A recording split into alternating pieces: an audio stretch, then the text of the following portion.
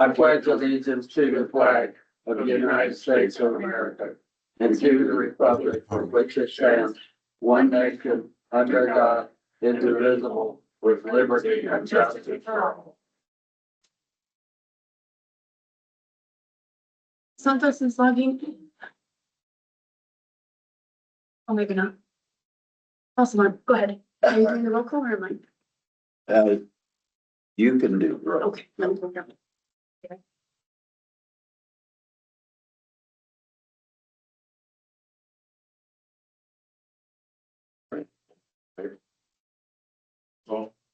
He's getting the list. Okay. I don't know all your names yet, so bear with me. Okay, roll call for the record. Lanny Baker, Here. Dan Marcy,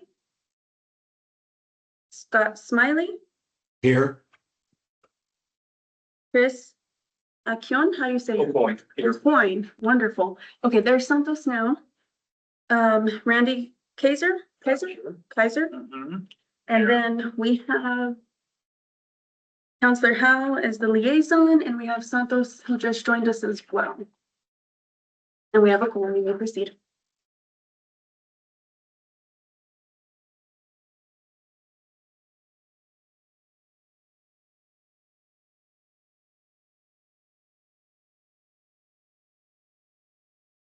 And Mr. Chair, do you want to ask somebody to approve the agenda? Yes, we need a motion to approve the agenda. I make motion that we approve the agenda. Okay.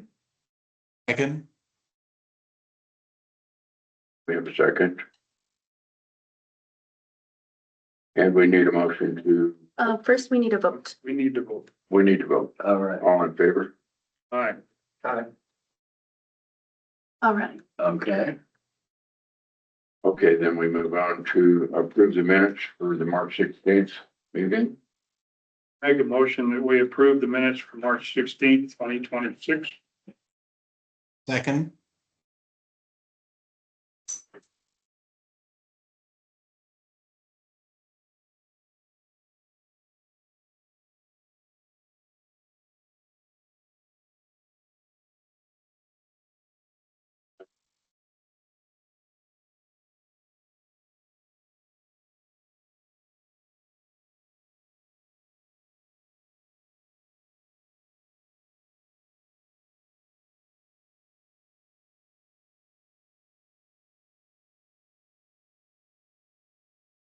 Oh, you actually talk about the charter The charter. under, Okay. Yeah, we need to. The charter, and I know we talked about it the other day, and, guess what we need to do is really go through that charter and make sure that everybody's in line with what your charter is. Because maybe sometimes we need to adjust that to this new committee. Okay. But, we're gonna probably do that at a time when we have almost meeting, Susan. okay, So let's just go ahead and table. postpone. Mhm. You postpone. Okay, If you table, you have to bring it back in the same meeting. at the same meeting. Okay. So we will postpone the discussion on the charter. All right. Where can we get some information to kind of pre-read it? Be ready for the discussion? Is there something I've missed, or Is that, is there anything out there for a charter already we're looking to look at and have some insight rather than just starting from scratch? yeah, I think everyone. I had sent out some samples from some other committees. Okay, maybe I missed it. I'll look back. And I I- can I know I missed last week's or. I've got all three of them. I'll just give you a set. Okay, that'd be great. Yeah, and then we'll have that for the next meeting. Okay, new business. If you pass those down. Sure.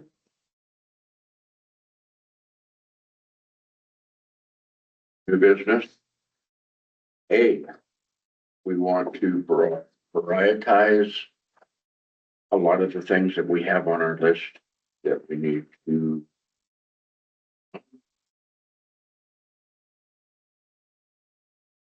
was, be my list. That list that you sent us. There was a list you sent us that had all the prices on the project. Yes. I have,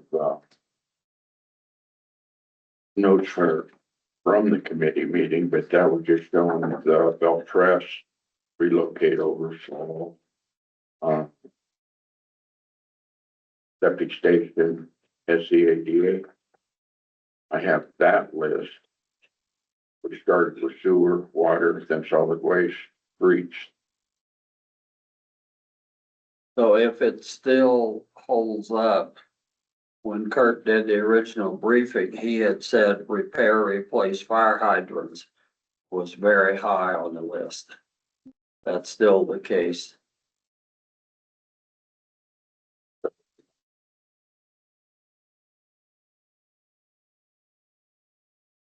Good.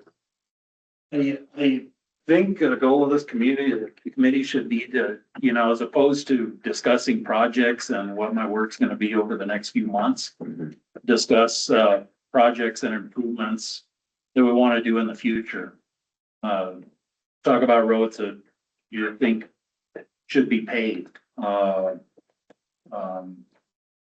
you know, certain projects like that. I don't know that really wanting y'all to prioritize the projects that are on the plate right now.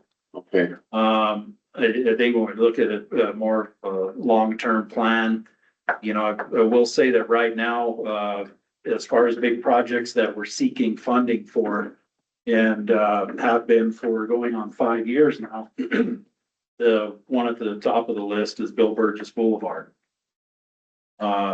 Unfortunately, we've been waiting so long for that funding to get approved. The cost of the project keeps going up and up. and that was at PRV. No, it's repaving and redoing a good number of the sidewalks on Bill Burgess Boulevard. Okay,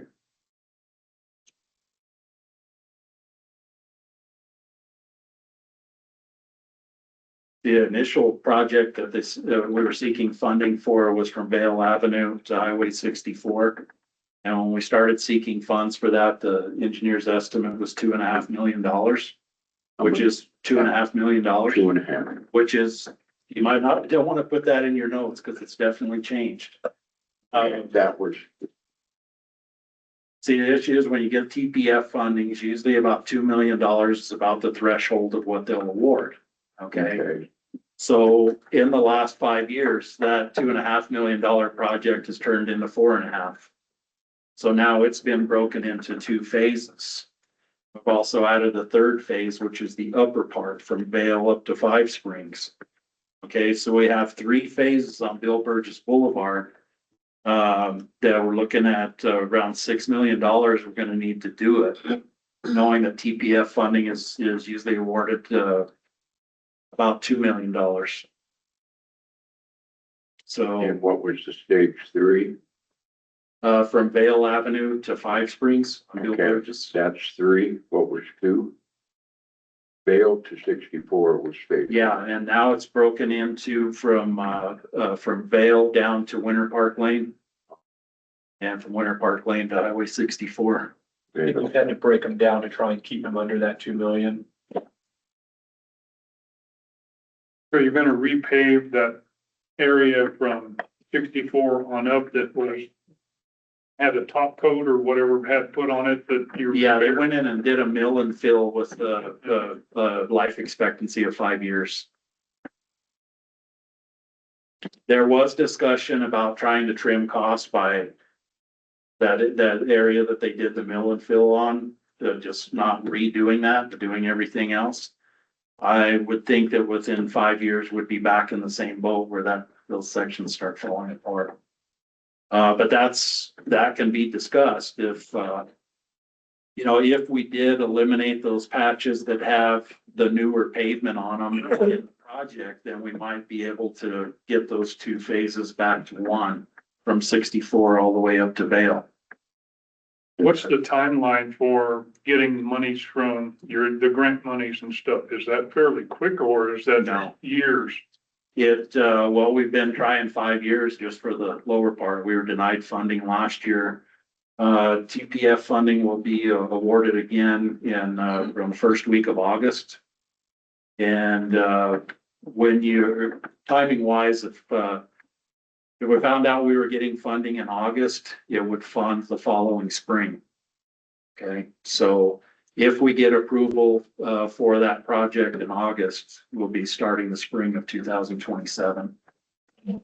Almost sounds like it doesn't make sense to try and go do the repave, patch the areas and kind of break it down into two or something. If it's gonna take five, if it's taking that long anyway, it probably makes more sense to continue to try to get all three of them separately set up. Yeah.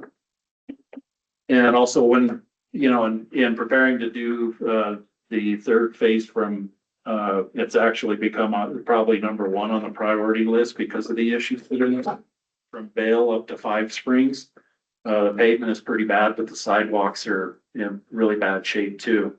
And it's settled. And the other thing during our assessment, we, cleaned and scoped the storm drain in that area, and there's a good section of, most of the storm drain needs to be replaced or do pipe burst on it, reline it. And that's in that sharp curve. It's from, when you're getting up to El Jefes and there's that transverse drop inlet. Yeah. From there down to the intersection with Vale, it's a storm drain that Okay. runs in the center of the road and you can see the drop inlets along the side. Right. Yeah, what's happened is the pipe is corroded and deteriorated on the bottom half. And there are a couple of areas where it's got holes in it, a couple of. And it's just a couple of real small areas where it's corroded through the bottom, but the rest of it, you can see the signs up on the side of the pipe that the galvanization is basically gone, if that makes sense. So when that approves, then that goes up to bid. Yeah, it'll either go to RFP or we negotiate with a contractor that has statewide price agreement. Like Paravich. I'm sorry. Paravich, is he the one that did that Vale strip? Yeah, Paravich hasn't shown any interest in doing small projects like this. Obviously we'd have the opportunity out there if they want to bid on it, but last I heard, they weren't bidding on anything under 20 million. But that's just word on the street too. GM Emulsions that you see, they've done a lot of work for us in the last 2 years. They're in Red River right now. They have a little niche where they are pursuing some of these smaller projects, 5 million and under, and they have statewide price agreement. And what this means is we don't have to go to RFP. We can negotiate directly with them. The RFP process can take from very beginning to very finish, 2 to 3 months. So yeah, it's GM Emulsions was the one that did the mill and fill that initially. There are other contractors that have statewide price agreement. But like I said, not many people are showing interest in these projects. So what do you feel would be number 2 on our priority list? Beyond Bill Burgess Boulevard. No, beyond that project up there. The pavement project. What do you think would be our next? Yeah. Okay, so we got 3 pieces to Bill Burgess Boulevard. Right, Okay. right, If I had to prioritize them, number 1 would be the top section from okay, Vale to Five Springs. Second priority would be from Winter Park Lane to Vale. And for what it's worth, the storm drain that's on Bill Burgess Boulevard between Arapahoe and Vale, the storm drain is completely plugged up. and then that drainage would have to be taken care of before any pavement. Well, we gotta clean it. We were gonna go ahead and do an assessment on it while those people were here. Couldn't, didn't have time left on the contract to, or we gotta clean it all out and then jet it. Pipe may still be fine. But we couldn't camera, so it's completely silted in. Then what do you feel would come up after that? That's gonna be, It's, so after Bill Burgess Boulevard, yeah, after, where would I like to see pavement? I'd like to see the road that goes all the way around Monte Verde Lake paved. But that's way down the line, as that's also part of our, project that we're hoping to, well, find out within the next couple of weeks if we get funding for the water line replacement project and Monte Verde Lake subdivision. Obviously, we're not gonna wanna go in and pave till that's completed. and that would be pavement, not chip seal. I'll never, as long as I'm in this position, I'll never do chip seal. Why, Monte Verde Lake? With the paving. Yeah, Um, compared to other arterials. I think it's just kind of a showpiece for our community, and it's something that some, other people have, voiced their opinion for. And let's discuss. I'd like to hear what you guys think would be a better road to pave. Well, I think we need to, one of the things we need to do is prioritize based on traffic flow. And that's why I was asking whether Monte Verde Lake is one of those higher traffic flow areas compared to your other accesses going up the mountain there or up the mountain this other direction. Of the arterials, I would say, Spyglass would be Yeah, it gets a lot of traffic. sure. Another one that gets beat up pretty bad is the bottom half of Hill Punch. Climbing up that hill. Yeah, I'd be concerned with that hill was paved. It would take guardrail, well, we'd have to put guardrail on it. If it was paved. But in reality, that road really, in the broad scheme of things, serves a pretty small number of houses, Yeah, in my opinion. for the amount of. Spyglass, particularly in the winter time and peak times in the summer when we have a lot of guests coming in, there's seems to be a lot of short-term rentals. I mean, between cabin shares and all the other houses around there, it seems to be the preferred route for people going up to the Aspens. And it gets a good volume of traffic. What about the infrastructure underneath it, water, sewer, franchise utilities and stuff? Is that all pretty well set underneath Spyglass? Well, that's what makes Spyglass such a good option, is there is water and sewer there. Compared to, how about Monte Verde Lake? Well, Monte Verde Lake is more of, what's the term I should use? Well, plain and simple, the lake is an amenity. Okay, Yeah, trust me, I'm telling you what has been voiced to me by other people that they feel would be the next best place to pave. But as far as, which arterial road to do, Spyglass definitely makes the most sense. the only reason I'm asking those questions is because when you start adding your subsurface work, that where your underground utilities and stuff, then that increases the price of the project. Mhm. And you were already looking at having to do Bill Burgess in a three-phase scenario because of those costs. And if you have to add in the subsurface utilities and stuff along with the paving, can you afford to do that in one phase compared to doing a more arterial road where you have more people traveling on it, like Spyglass, if you've got the infrastructure in place already?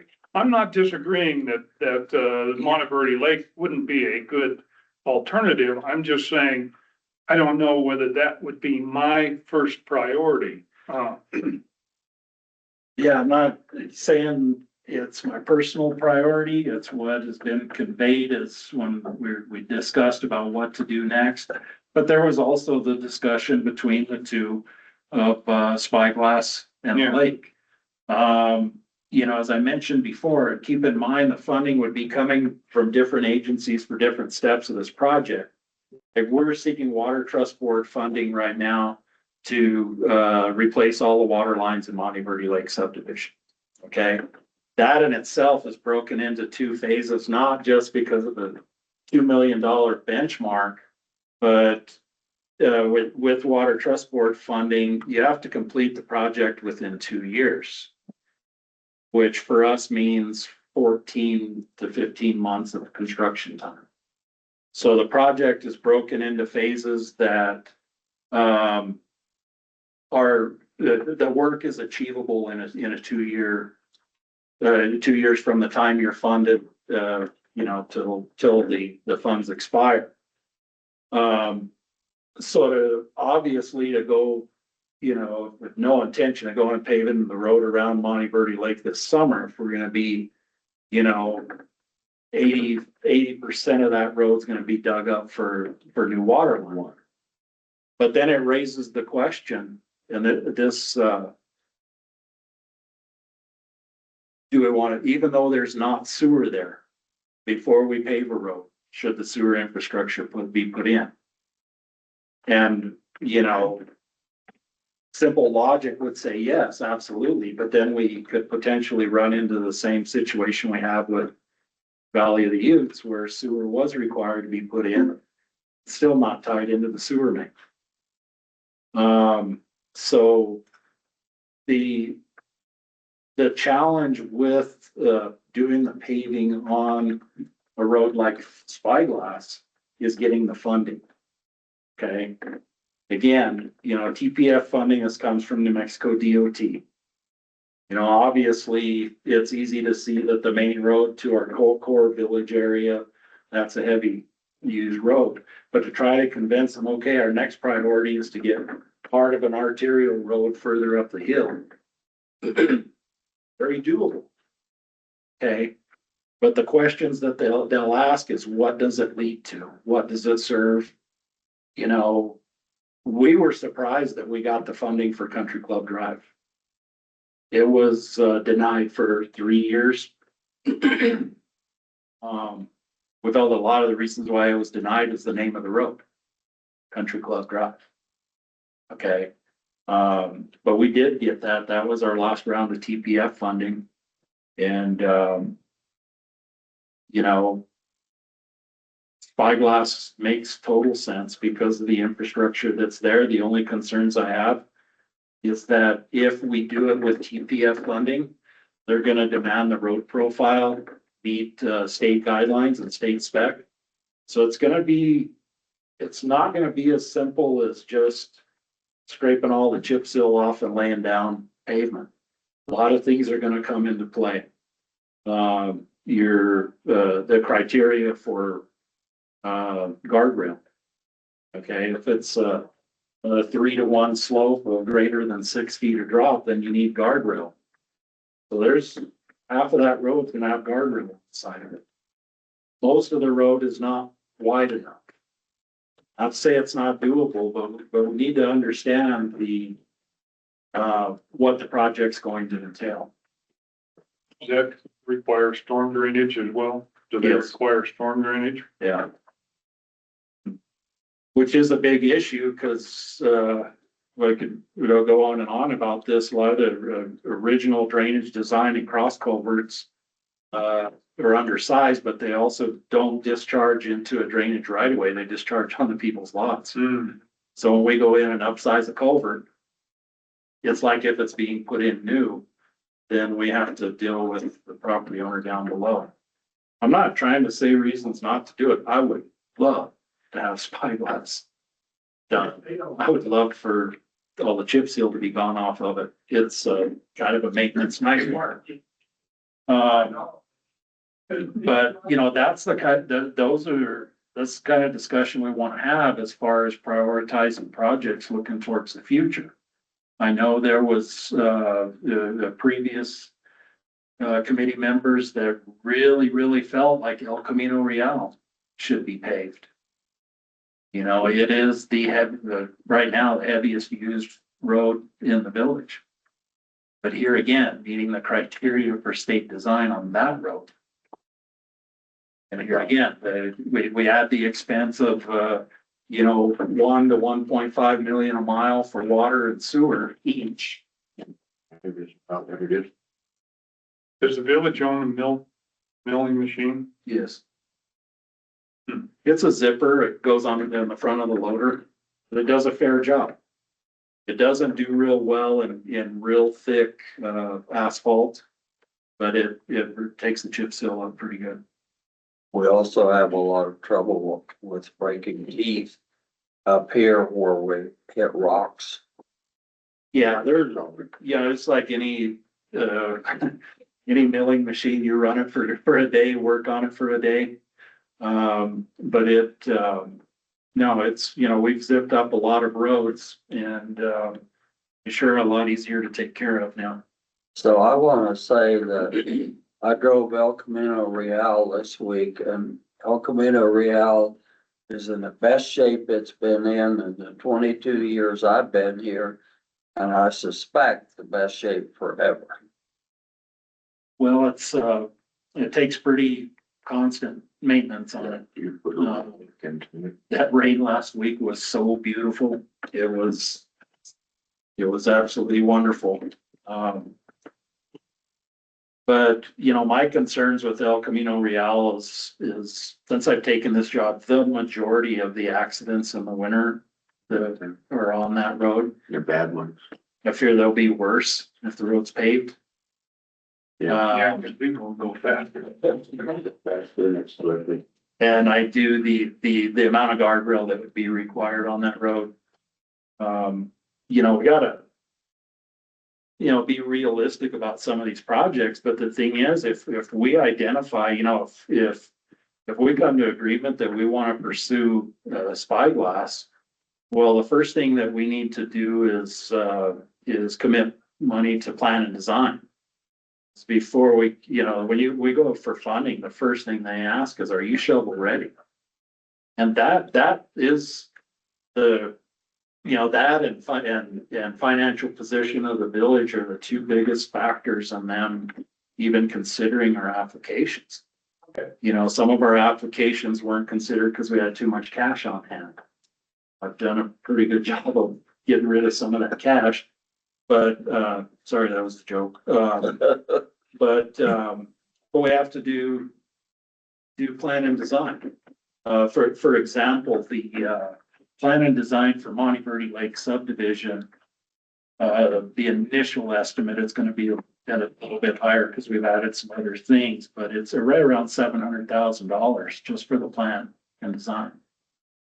So, that is the key, you know, obviously I don't see that we're gonna be ever be in a cash position where we could just out of the general fund, pave Spyglass Hill. So this is where, and the, you know, Go Bond dollars over the years, a lot of Go Bond dollars have gone to plan and design. But that's what has made funding for the projects possible.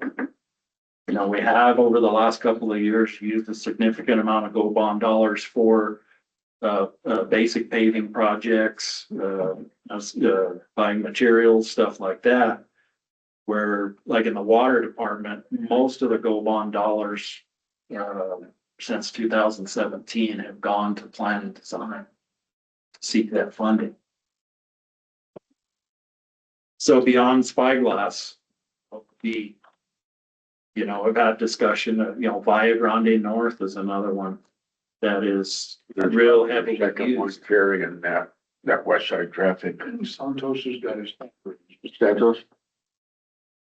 Thanks, Mr. Chairman. I just think, I agree with what Curtis said about some of the prioritization criteria that you guys want to pursue based on the infrastructure that's already there. I just think it would be helpful. I'd like to share my screen just to compliment Kirk on what he's talking about. You know, I've got Spyglass up, if I can get my screen to.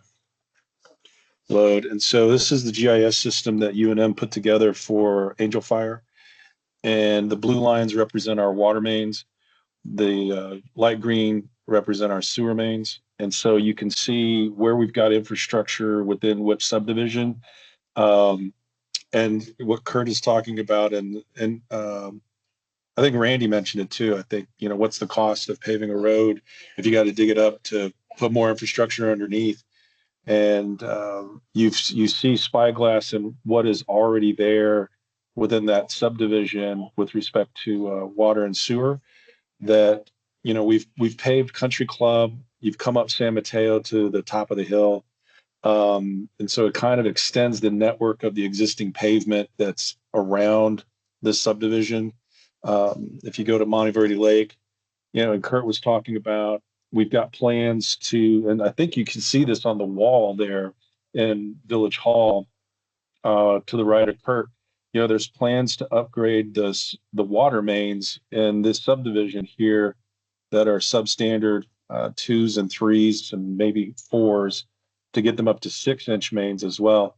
But I just think this is helpful and can be helpful with this conversation that you're having on what criteria do you want to use in prioritizing streets for pavement.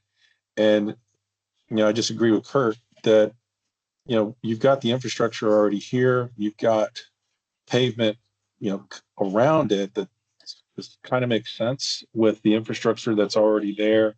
Mindful that there are new standards if you're going to take this money that you're going to have to abide by, but at least this network makes some sense with the infrastructure that's there. So I just wanted to share, and as the conversation continues, we can pull this map back up. So I've shown you Monteverde Lake, I've showed you Spyglass. Valle Grande North has got water, but everything else is septic systems going up this way. The resort rezoned this property to an R7, and we actually walked and had plans for that sewer extension going up, but then that subdivision timed out. So just letting you know, if you've got questions on what's available, we do have this map. And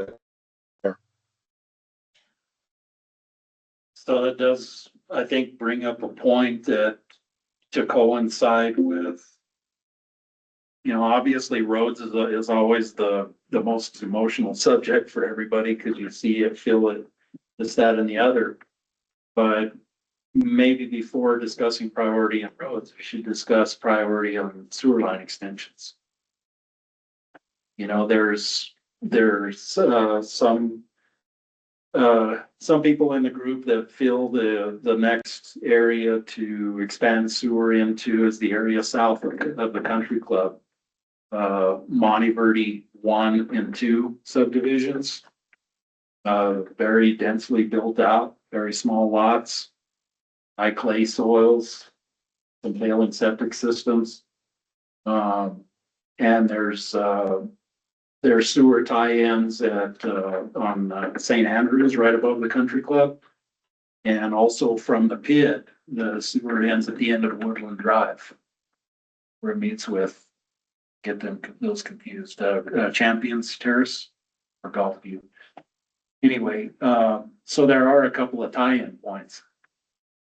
The challenge with that area is it falls off in all 4 directions.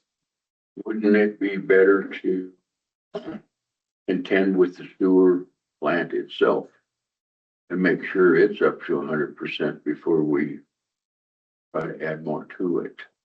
The See what sewer I'm saying? plant just received a $9 million upgrade. Right. Sewer It's all- plant's fine. It's all good. No problem. sewer's fine. Yeah. No, I was just agreeing with Kurt. Sewer's fine. The facility's fine. I thought it was closer to 10 million, but yeah, I think at 20 or 25% capacity. It's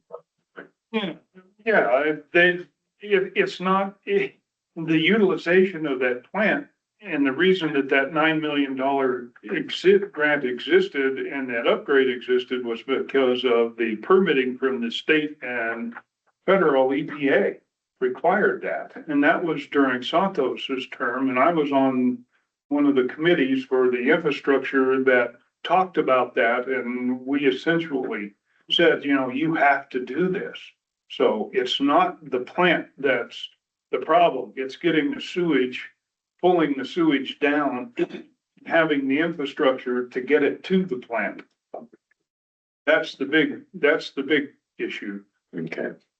Part of the problem with it running at about 25% of its capacity, it's actually less efficient. Okay. It worked better if it has more flow. So, Santo. and it's not a grant. It wasn't a $9 million grant. It's a loan. We Yeah, started. Santos, you mentioned small lots. What area are you talking about for small lots? So I Are agree they with half Kurt. acre or quarter acre or? I mean, I agree with Kurt. You see a lot of that dense lots configurations around the country club. Those original subdivisions from the 60s, they are a lot smaller than your standard R1 zoning that came in 1988. So a lot of those original subdivisions that Kurt mentioned around the country club going south to the lake are a lot of smaller lots. It's very densely packed. What size is small? The half acre, anything less than 3/4 of an acre is considered small because you have to have 3/4 of an acre to do a 3-bedroom house to put a conventional septic system on it. Right. Got And while Thank these you. lots were platted out, there was not you could put a septic system on a half acre lot or a 0.4 acre lot. Where now the bare minimum is 3/4 of an acre. Very good. Thank So you. So that makes sense from what Kurt said, is that we know where these substandard, I mean, they're non-conforming lots because they were subdivided before we had rules. And looking at the proximity for sewer mains, I don't think that, in my opinion, you don't have to have one part of this conversation and exclude the other. I think you can combine the two. And looking at criteria for paving roads, extending infrastructure, the network of the infrastructure. I think you could do that both at the same time. I just think it's helpful that Kurt's identified some of these subdivisions where the priorities make a lot of sense because the infrastructure is there, or the proximity to infrastructure is there to expand it. But Kurt's right. Funding that was utilized as a loan to finance the upgrades that were required for the permit sewer facilities has all been financed by user fees. If we can bring in more tap fees into that main system and also get more usage out of it, it would ensure that the village is going to be able to pay that a lot faster because it's being set on our current rates of sewer service. So there's a lot of benefit. And I think it's important for this committee to be conscious of all of those elements that are floating around, what's underground and what's above the road. Just come up with good criteria on how do we select these priorities. And I don't think you have to do one without the other. I think you could say, we'd like to pave this road because the water and the sewer are the right size and it makes sense to do it now. Or we want to do this sewer main extension in conjunction with the pavement. So the first, let's do a 3-year plan of how do we extend that sewer main. And then in year 5 or year 4, we can get the funding to pave over it, that kind of thing. Getting to Monteverde Lake, I think, is an important goal because of the subdivisions being served, underserved, or not served at all by sewer mains. I think the other part you hear is the contamination from the septic tanks around the lake, those subdivisions that continue to fail. And property owners having to replace not just tanks, but leach fields. That's not a cheap endeavor. So if we could provide better public service and utilization of getting sewer mains extended, however this committee decides, do we go south to the lake?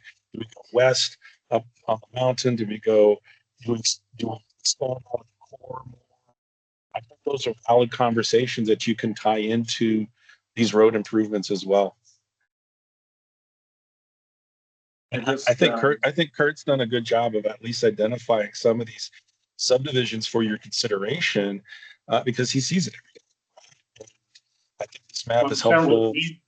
To include those subdivisions into the sewer line at some point in time in the very near future, after that, you start generating a positive cash flow. And I think and that can be then turned around and utilized for expanding those systems. And I think that kind of needs to be the focus, at least it should be my focus and the committee's focus is to prioritize those items.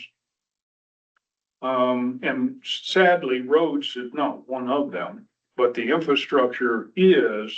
And if you upgrade that infrastructure underneath those roads, it can generate positive cash flow. And I think then it makes sense to redo the road over top of that. And then you can expand that once that cash flow is generated, or you're generating cash flow. Yeah, 100%. But we also, obviously, gravity sewer is the most intrusive utility you can install on the road. You're gonna have depths. We've got, Preston Trail, the manholes are 16 feet deep. Okay. There is sewer down Spyglass. But there's also a 4-inch water line. There's also, the power and water is buried in the same trench and the power's in horrible shape. So it's not that it's, Spyglass isn't just ready to widen and put pavement on it. Every area is gonna have its challenges. Those challenges, I think, in the past what's diverted attention away from doing some of these. So, the Monteverdi 1 and Monteverdi 2 south of the lake. Yeah, looking at it on the map, it's simple logic. You got a place to tie in here on Woodlands and you got a place right here on St. Andrews. But when you get out there and see that it sheds off in 4 directions, are we talking lift stations? Are we talking, pressurized systems with E1 grinder pumps?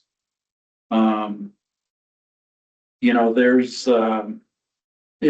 all starts off with identifying the area that you want to approach, pull the trigger, get the plan and design, and then seek the funding.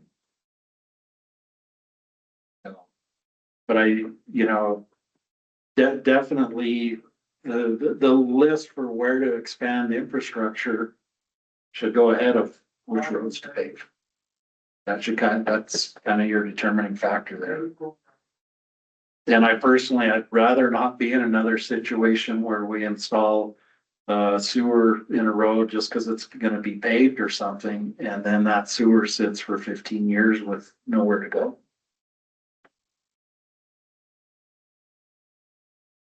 The right of ways wide enough on like Spyglass and stuff that if you didn't put the sewer lines in or some of these other roads that you could put it over into the right of way outside of the paved area. That can be done, but if there's enough room to do that. Spyglass isn't wide enough. It's a surprisingly narrow right of way. Bahia Grande North is wide enough that you could fit the road profile and still be able to run along the side. I'm just thinking alternatives so that you could go ahead and pave if you want, if you had all of the other infrastructure taken care of, but then later on, instead of tearing the pavement up, you had an area to come in and put the sewer line down. Well, and the thing is that, situations like that is a perfect scenario for a pressure main sewer. Yeah. With individual grinder pumps at each house, high pressure grinder pumps. You'd still have the problem of trying to bore. You'll have to bore underneath the road in order to get to the other side to serve those other houses. And when you do that, even if you did gravity sewer, you would have to do that because you're not going to run pipe on grade with a bore rig.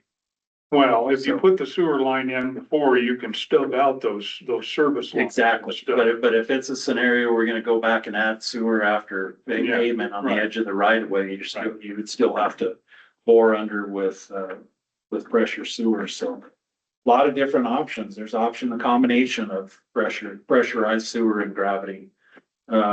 Again, it's, we had a lot of discussions about where would be the best to start addressing the 40+ miles of undersized lines that we have.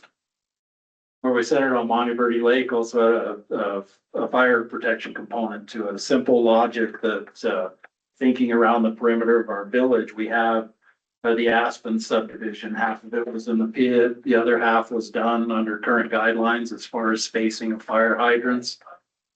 Vermejo Circle, that was part of the pit, that has fire hydrants every 400 feet, Valley of the Utes, everywhere but that small portion right there. So we looked at it as, hey, this would be a good place to get, you know, we need fire hydrants everywhere. We need to have undersized lines spread out all over through the community. But here again, that's not having a functioning committee to have those discussions. That's where we figured the number one priority and probably the most achievable spot for funding was around Monte Verde Lake. You know, but that's just water. That's just addressing the water. Where on Monte Verde 1 and 2, which we're seeing as the next step, we're gonna do water and sewer there.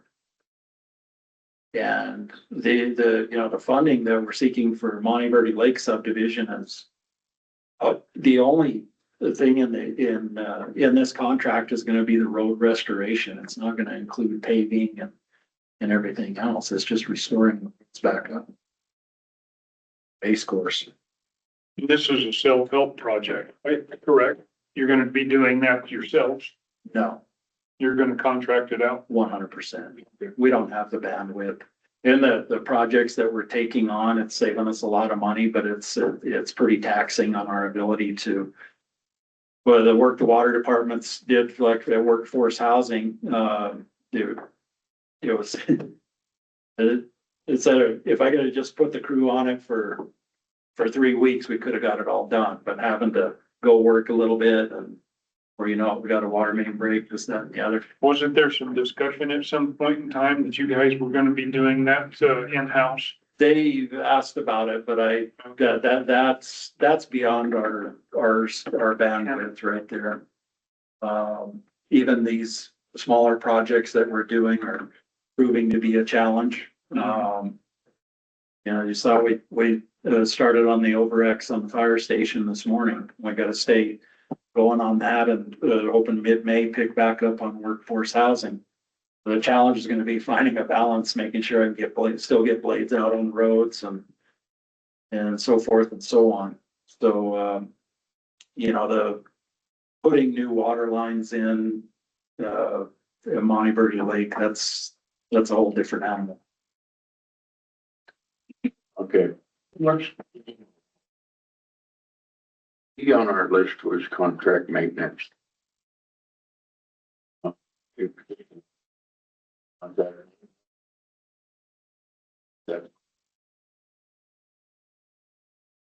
Well,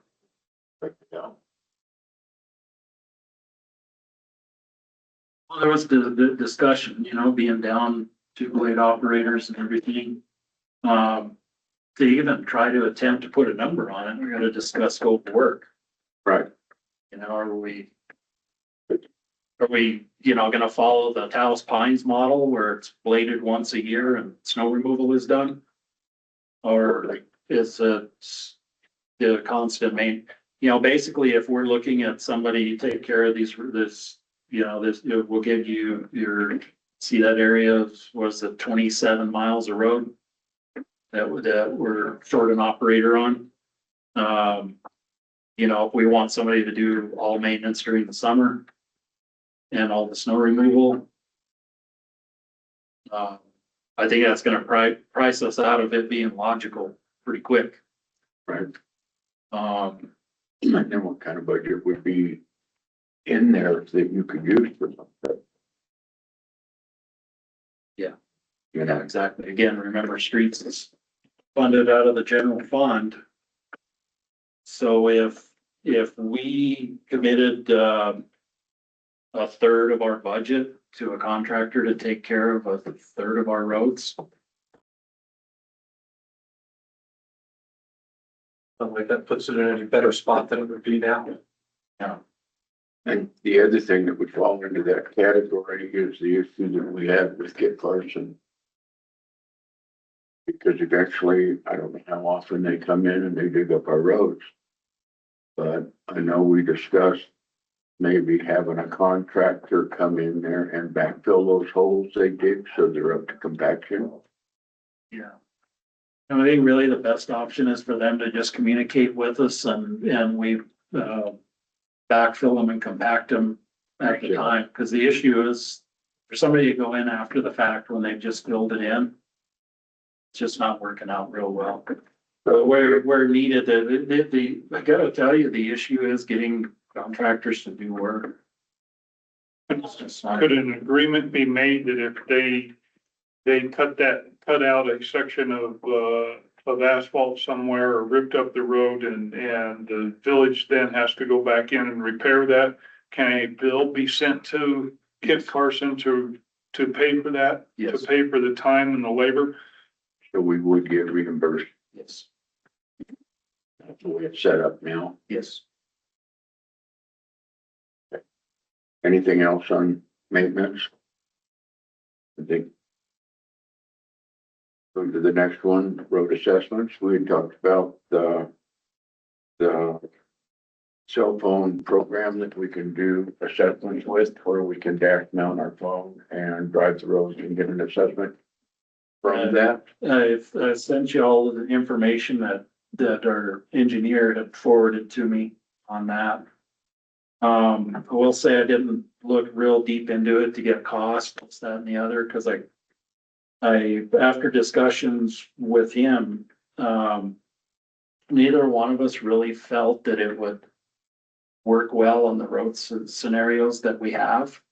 Yeah. And this was his opinion, that it's centered around probably more in an urban area where all your street right of ways are the same, your streets are the same, and it's able to pick up deviations from that.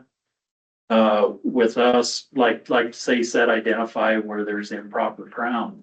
Well, we go from crown to super to all kinds of stuff, so. You know, and the thing is, I'll look further into the cost, and if it doesn't cost a whole lot, anything's worth trying. But I kind of agree with you because out of everybody in this room, you know these roads better than anyone. And most of us that have drove these roads, we have a pretty good feel on the good and the bad. So a lot of it is, I don't know, we put out a lot of money to tell us what we already know. Yeah. You know what I'm saying? Yeah. So I will, when I get a chance, I'll look a little more into it, and if it's something that's an inexpensive trial, you know, like I said, anything's worth taking a look, so. Thought about it when I was today, and you couldn't really, I mean, just with the shadow and the trees and stuff put it on there, I'm not sure that a camera is gonna pick up things that well enough detail of the roads. Yeah. Because I couldn't see the potholes just driving it because the way that the shade was on it and stuff came through. So that gives me some concern that may not be. Yeah, and Kurt, I agree with you on the gravel, on the crushed stone roads. I wrote them a question on their website and have not received a response as to whether or not their system would work on crushed stone roads at all. And so, because your points were right on target. They're used to this asphalt or concrete that they can see those deviations and changes, not like the potholes you'd see in a crushed stone road. The camera wouldn't know what it was. Yeah. But they have not replied to me. But I think beyond that, you know, in a simple means of assessment and, you know, yeah, obviously if every road I'm driving on, I'm constantly doing an assessment. And every road that I'm on, I could see, oh man, we can fix that, we can fix that. And it's, you know, initially, you know, when I took the job and trying to prioritize where to start, it was everywhere you looked, there was, you know, some major issues. Yeah. So I started off with and making an assessment, a simple thing is, how close is this road to going primitive? And we had roads with rocks sticking up that high, so that's kind of what we started with. And then from there, we started looking at drainage. What are the areas that are getting hit the hardest by drainage? And we'll have to continue to do that. And, any help with, anything you guys see, communicate, and know that, you'll see things out there that I'm aware of. Mhm. And, but we may have a different view on how, what's the higher priority,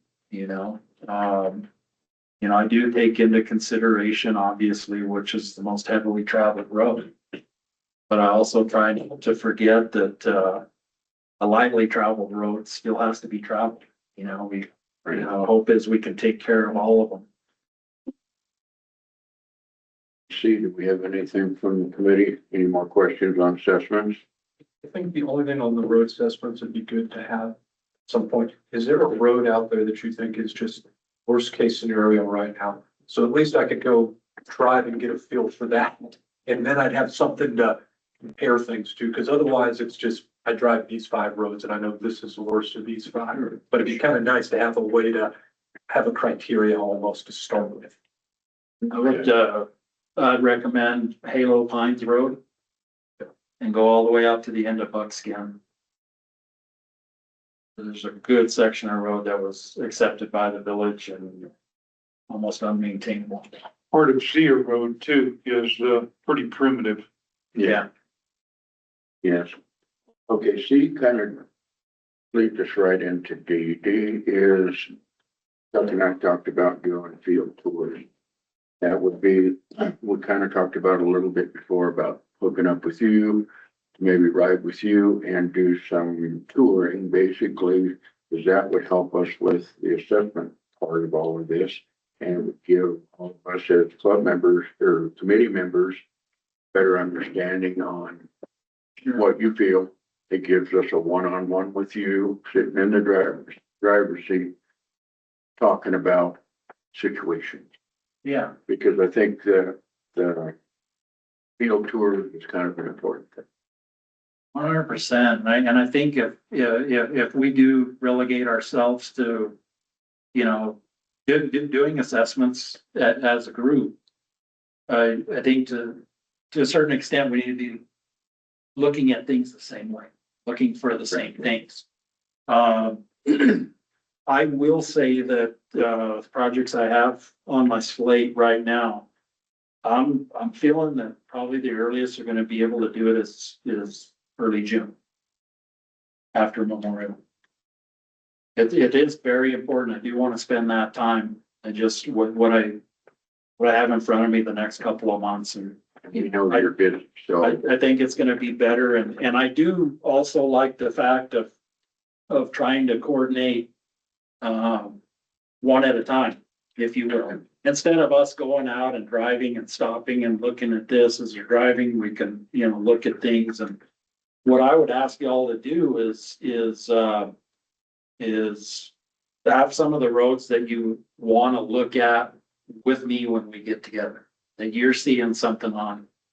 And we can talk about cause and effect and what it would take to fix it and so forth and so on. So, Even not just roads, if you're making a trip up to Tank 6, then we can kind of get road and water kind of mixed into the same little trip.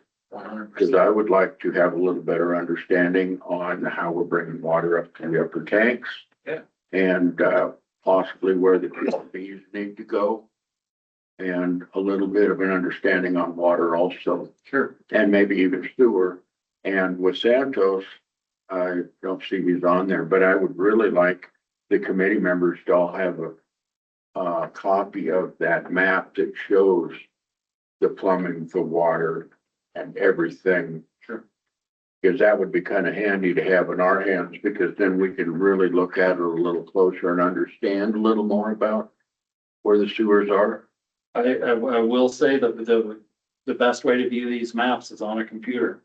On the Okay, computer. we can print it out, but the detail is so small on it Okay, because to get all 28 square miles on one So we can map, get- you don't see detail very well. and we can get access to all of that just through Yeah. Angel Fire webpage. No. We'll set up the access there. We get access to that Cause that'd be GIS. nice. to Yeah, have We can that. add miles, layers and.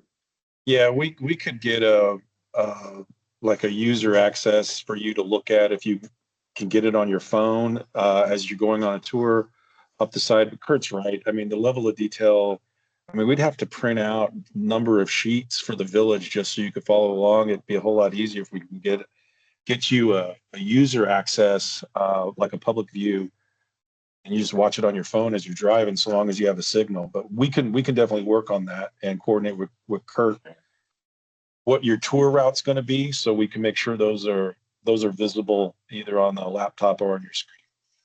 That would be good. Like our map set for the, what we'll call the original sewer system, which had Country Club, Core Village, out to include the new plant and the special assessment district. That's, the maps of that size right there, it's 38 sheets Okay, for that. So, okay. also in these GIS systems, I do want to say one thing that's real cool about them is you can pull up layers. So you want to bring up just the sewer lines, Okay, it's so- going to show you just the sewer. Okay. You want to see water lines with undersized lines identified, it'll do that. So. Okay. But yeah, for the tours, I've also spoke with Evan, our water superintendent, about, maybe setting up like a full system tour if you want, where you could see all the booster stations and everything, or partial or whatever, Yeah, we and, can and do that. he's all about it, So so, we could feasibly do that in one day. yeah, Okay. yeah. Well, like, the tour, if you wanna see all 14 tanks, it's 4 to 5 hours. That's how long it takes to drive all of them. Okay, But we don't, I don't need to see it all, about understanding the concept. Anyway, Evan wants to get involved, definitely wants to meet y'all and he's doing a great job for us. I think y'all will enjoy visiting with him. He's very, Okay. very passionate and very forward thinking, so. so then we can just figure here in the before next meeting or by next meeting, when we're gonna be able to get with you and kind of have some kind of stuff on them. Yeah, right now I can say the earliest we're gonna be able to do it is gonna be early June. Early June. Yeah. Okay, that makes sense, because we know you're very busy. So any more on E or with D on tours? E, we put this on there because we just kind of wanted to chat with you a little bit about your recruiting of employees. I know that I wish Dan was here, because Dan had the connection with all of the Chevron people that were working up at Molycorp. And it'd be nice to know from him what his leads were, and if there is a chance that we can pursue some of the people that he was talking about. Because he was talking about 2 excellent blade operators that have been doing it forever, that were out of work right now because of the Chevron project being shut down. So that was why this is on there, but I think we really need to talk with Dan about that, because Dan was the project manager up there, so he knows everybody that worked up there. Yeah, he also did say that they were hiring companies from out of state because they couldn't find enough operators locally. Right. The challenge is out there for everybody. I will say I did get an application from somebody that had experience. We weren't able to meet last Wednesday. We scheduled a meeting for yesterday. He thought it was today. That's what reason why I was late, is he showed up at minutes till 10. Anyway, long story short, he has blade experience. And so I've got one interview. The other thing that we've done is we've expanded where we're advertising our open positions. Not, traditionally it's just been kind of on the web page. We're looking into, construction publications that have classified sections.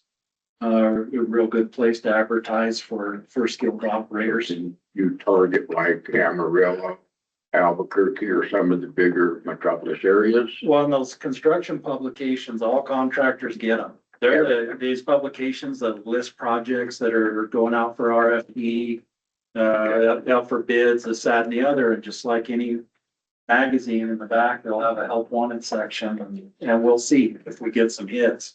I will say the further out you go to recruit, the next difficulty becomes if we get them, where are they gonna stay? That, you know, for over 2 years now, we've been wanting to get a road superintendent. I've been managing roads directly myself. I've had one viable candidate. Could not find housing, could not get it. Yeah. So. Oh,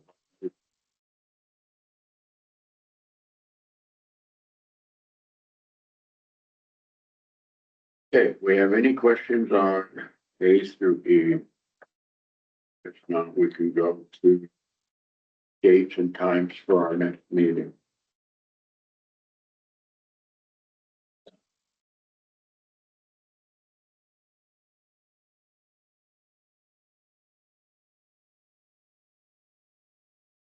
And not. That.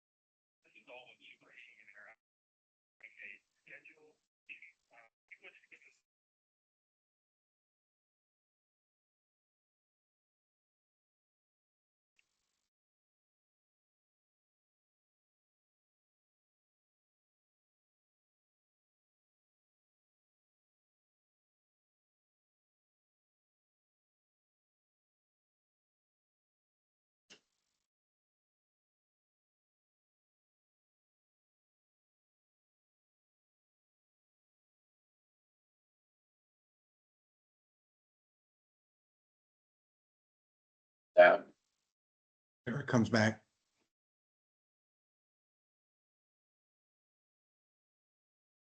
Because 2 times a month, that would be probably June, maybe just through the summer months when, you know, I think part of that would need to be targeted to when grants need to be put in, when funding has to be satisfied.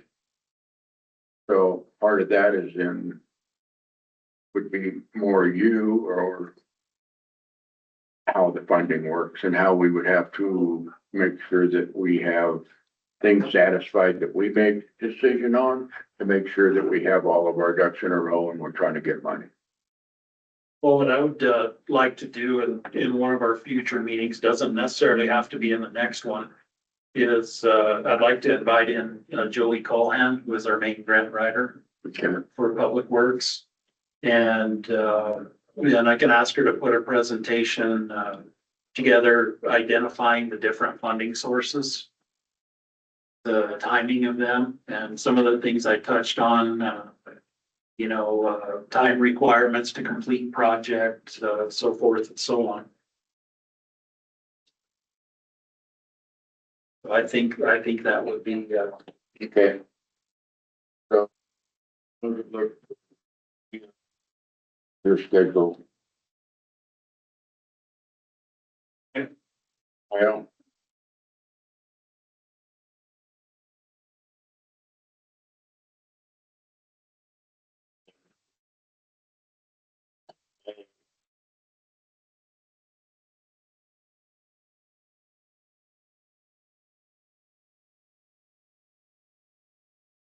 Can't hear. Now I can. Okay. It comes and goes.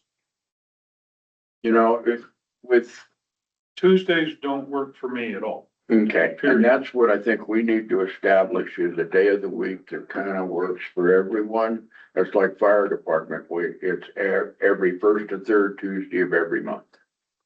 So if we could establish that day, we could say the second Wednesday of every month. Well, how are Mondays for, Monday's okay, it doesn't matter to me.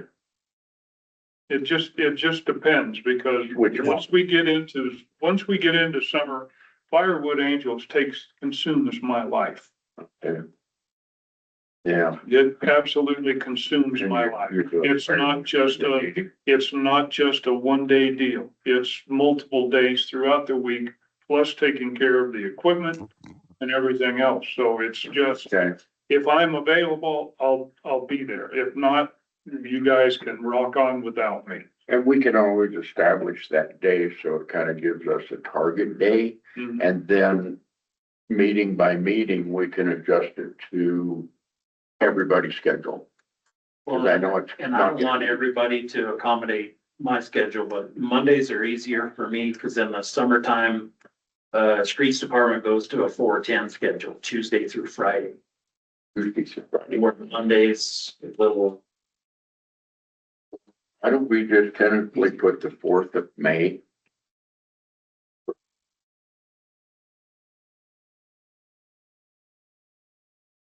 Sure, Dan should be back by then, because I think he said he was only to spend a couple weeks in Thailand. be able to do that one as an afternoon meeting. And it doesn't matter to me, afternoon's fine if it works out better for everyone else. So I do have something that goes from 8 till noon. 8 till noon. So if. Why don't we say 1 o'clock on the 4th? Excellent.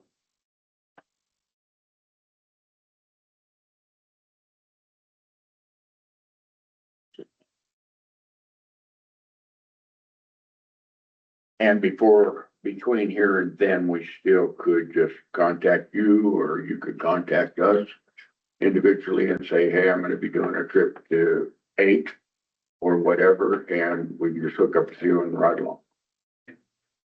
And not have to do a meeting, because that, I think we need to do that on your schedule. If you're doing it, you're going there, and it's convenient for you to have one of us ride along, we can kind of take care of some of our tours. Because I would really like to understand the water a little more, the roads to the road.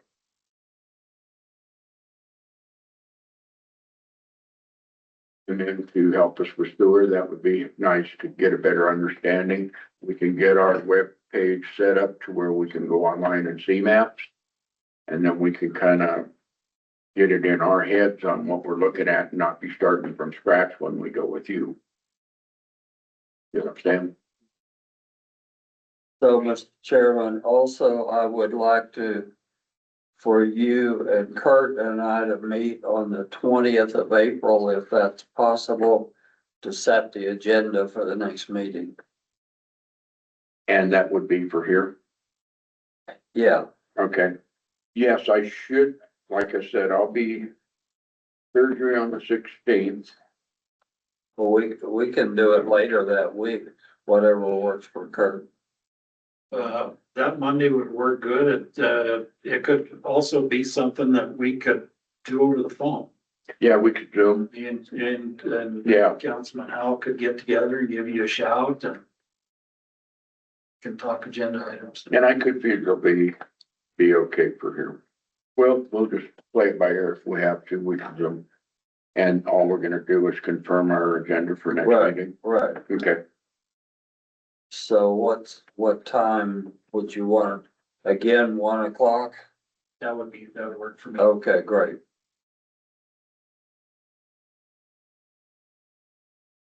That would be on the 20th. Right.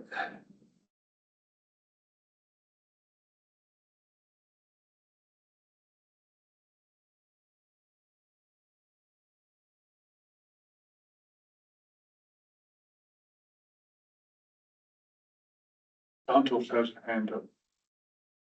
Yeah, Santos? Thank you, Mr. Chair. I know you're coming close to wrapping up your meeting. I just want to ask, there's some items that I hope got emailed to you all regarding the comp plan. There was a thoroughfare map that has been updated since 2024, I believe. And then some of the items you've been discussing about roads and public infrastructure, water, sewer, things of that nature, and some of the goals. Did you guys get any of that electronically? I don't remember seeing it. I don't remember saying that. So I'm gonna send an email out to you all through the village clerk, and it'll include, we updated a thoroughfare plan map, I think in 2024, that originally there was a road that was recommended to cut through the RV park, Girl Scout Ranch, and connect all the way to Westview, which is just north of Sage. There was another road that was proposed to come off Highway 64, but off the east side to come on and tie into Buckskin.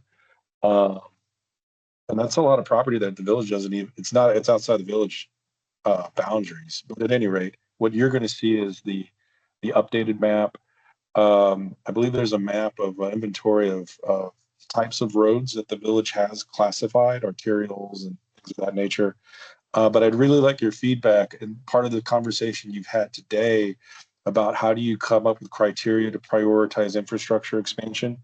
I do think it's important the conversation about sewer main extensions in particular, because Kurt's right. I mean, at 20% capacity, it's built for a lot more. And if we were able to increase the efficiency by providing service and extend that main, these are some of the goals and objectives that are listed in this draft. And it is a draft, but I'd like your feedback in it as a committee. So feel free to email me back your thoughts. We'll set it up so that you can make comments and just email it back, or give me a call. I'll include my phone number, my mobile, so that we can talk through some of the questions. We've been working with Kurt and Councilmember Howe on some of these, on some of the narrative of what's been updated, what's improved. I think Kurt has now implemented a policy that if we're going to upgrade a water tank, it's got to be at least 300,000 gallons, like tank 7. He's implemented some policies I think are important for this committee to understand and recognize on our pump stations, to make sure the improvements are uniform, instead of having, I think Kurt can explain it, there were like 4 different types of sizes, and now it's down to 2, so that you've got 2 pieces of equipment instead of 4 that you're trying to do your fittings on. So I think there's a lot of efficiencies that the village has implemented, particularly since Kurt's come on board to manage it. I think more uniform.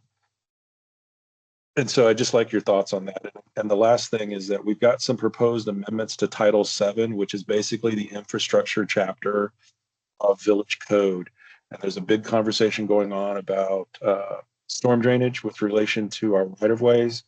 We're working with Kurt on trying to finesse this encroachment permit, where in the past people thought, well, I'm not going to need a culvert. I don't need an encroachment permit. Well, and actually whatever you're doing to disturb the property, bringing in trucks to clear it, you're going to create a situation on our storm systems that we really need to monitor and make sure it's done right. And so those are the items I'm going to send to you. I'd appreciate your feedback, because I think you guys are the eyes and ears as this committee to really emphasize and highlight what some of these concerns are and how we try to correct them and move forward with the overall village. So I'll get a packet to the clerk, and I'll include my contact information, and just let me know your feedback, and appreciate your thoughts. Thank you, Mr. Chairman. Okay, that pretty much covers everything. We've got next meeting scheduled. We've got meeting with Kurt Chuck for May. Just any other questions? Any new business or anything else? Chuck, do you have anything? I don't. Okay. Then we need a motion to adjourn. No. So everybody ready to adjourn?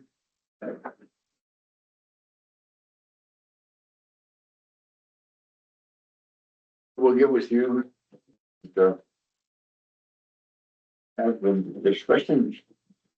And that was a good meeting. If we're gonna- What I'll try to have for the next, meeting for you guys is, hope to accumulate is test results on different materials that are available to us. Our state spec type 1 base course, Eagle Nest, stuff from Eagle Nest, or from the Jackson Hill pit, the type 1 state spec base course. And this, the type 2 base course that's offered in from Eagle Nest and, It's gonna run. I don't see a pressure running and it's only got 10,000 tons base course, so. Oh, it's So let's see, yeah. But we're the next couple of months between the fire station and workforce housing. Streets is gonna be pretty tied up with those. We'll try to stay on top of the roads. One of the things that might help us is we don't have to have actual copies for each one of those. Or at least I don't think we do, but we can have them here while we're having, be able to reference them. Your copies or whatever. Sure. Then that would be helpful. We can lay them out over here on the desk and we Yeah. will look at them. And just, And say, okay, this now we're looking at this particular area. We can look at what the infrastructure and whatever else is there. And then come to a better determination as to, okay, well, no, let's forget this area because there's way too much work that has to be done in order to even get to like the roads. on the top. I think we do want to pursue projects and keep in mind what's most achievable. You know, obviously, we have that wish list, but we gotta say, sure, you know, hey, this might be more achievable. So.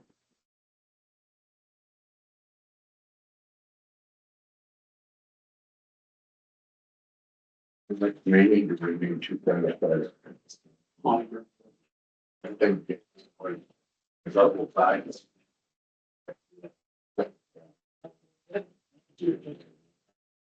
Then, so. Is that not coming? That fellow that was sitting over here, what's his name? I have to look at our list. Yeah. I think his name is Chris. I can't. Oh, okay. That's what I thought. So the only one that wasn't here was Dan.